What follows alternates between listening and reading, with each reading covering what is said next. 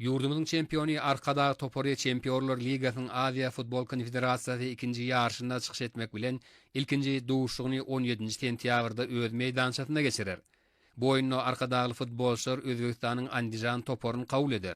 Öz bolşy sport bayramçılığına öwriljek bu oyunu hemmelerde uly gyzyklanma döredýär. Mäli Monşýaly we Toporjada arkadağı Andijan, Bahreýnyň Al-Halideyi, Kataryň Al-Ahlysy çykyş edýär. Döwrop innowasion arkadağı şäheriniň Adywyr Toporunyň halkara ýarşlarynaky üstünlükli çykyşlary futbol jemgyçiligine uly seslenme döretdi.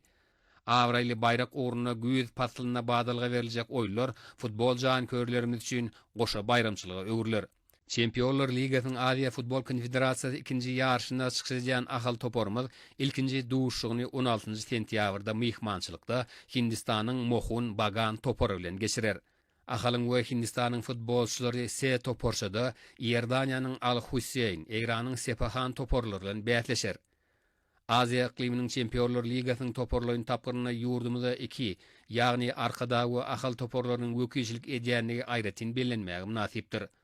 Altyn asr toporumyzyň hem çağırış kuba uğrunaky ýarşda çykyş etmegi bilen halkara ýarşynda ýurdumyzyň 3 topory bätleşikleri dowam eder.